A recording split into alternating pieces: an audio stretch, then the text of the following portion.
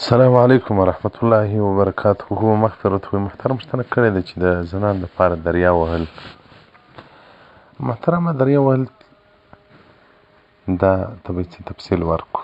هر شی معیار لري، اندازه لري.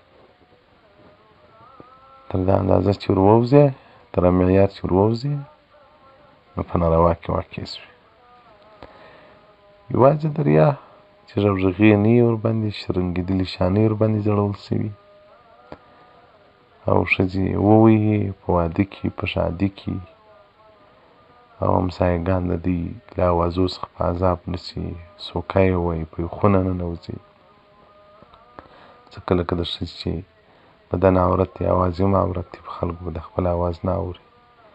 داسې له بده مرغه زموږ په ودو کې 3-4 ورځې تا د علماو کورونه مو لیدلي دي، درې کې ویل کېږي، هغه همسایګان د دوی لاس خوب نسي کولی. دا مسلمان ته ضرر رسول دا عظیمه کبیره ګناه ده. ځان ساتل دا لازم دي. دا هلته یې لکه چې نارینه په زور اواز وکړي چې هغه همسایه په تکلیف سي، د هغه اړې بندېږي. څه معنا ښځینه نو دریا وهل چې هغه خوشحالي وه، هغه سرور وه، پر معلوم سي، پروا نه لري چې په معیار کې وي، په اندازه کې وي. لله الحمد، الحمدلله. په داسې کورنۍ کې الله جل جلاله پیدا کړی یم چې نبوي سنتیات تر ډېره حده پورې په مشایخو کې مفره تطبیق کول په موږ کې نو نیمګړتیاوې شته، لازم بیا خاص په ما کې. په دا ودو کې مې دریاوې نه وي، هغه مسنونه طریقه باندې یو ډبه داسې اندازه وټاکئ، داسې مثال چې هغه سنت طریقه په داسې رسول الله صلی الله علیه وسلم وایي تاسې نکاح ښکاره کوئ که څه هم په دریا سره وي، یا په دریا سره اعلان د نکاح کوئ. دی نه یي لکه اوس دا نورو ښځې چې درې وایي، اوازونه یې د باندې راوځي. نو بریده رضی الله عنه مبارکه وایي رسول الله صلی الله علیه وسلم مبارک د بعضې جنګو څخه راغلی، غزا ته تللی و. و یو نجلۍ راغله، تکه توره نجلۍ وه، فقالت یا رسول الله اني كنت نذرت ان ردك الله تعالی سالما. نجلۍ مبارکې ورته وویل سبحان الله، صحابه کرام څومره غټ اشخاص. یو نجلۍ هغه تکه توره، موږ رضی الله تعالی عنها ورسره وایو او مبارک ورته وایو. سبحان الله، سبحان الله. چې هر څونه ښه ملا سي رضی الله تعالی عنه نو ورسره ویل کېږي، چې مړ وي رحمت الله علیه ورسره ویل کېږي. پر صحابه کرامو خو د الله رحمت و، د الله ته رحمت فوق د الله رضا ده. دوی ته موږ د رضا دعا کوو چې رضی الله تعالی عنه الله دې چې راضي. سبحان الله.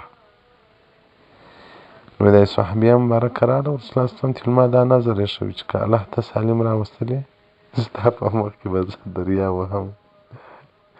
رسول الله صلی الله علیه وسلم مبارک ورته ان کنتی نظرتی فاضربي والا فلا. که دې نظر ایښی نو دریا ووهه، که نه مه یې وهه. بس نجلۍ دریا راوښته. سبحان الله. والنبي صلی الله علیه وسلم جالس، رسول الله صلی الله علیه وسلم مبارک ناست دی، دې دریا شروع کړه، د رسول الله صلی الله علیه وسلم مبارک صفتونه وایي.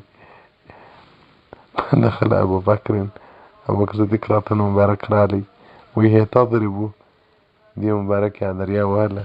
ثم دخل عمر رضی الله تعالی عنه، بیا عمر ته نور راغلی، فالقت الدف تحتها وقعدت عليه.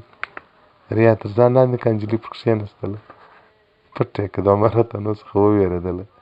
قال رسول الله صلی الله علیه وسلم ان الشیطان لیخاف منک یا عمر. شیطان ستا څخه بیریږي یا عمره. اني كنت جالسا وهي تضرب، زه ناست وم دې دریا وهله.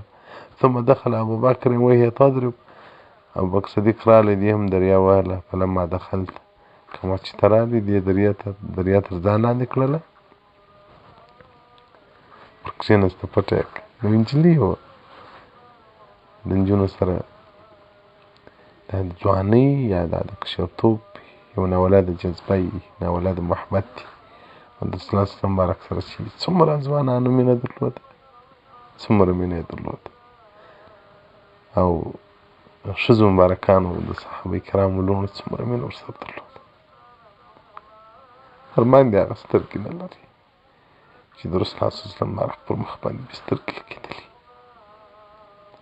نو محترم دریا انداز لري. کش کې زموږ هغه جامعه وایي اخلاص وایي، دیانت وایي، تقوا وایي. سبحان الله.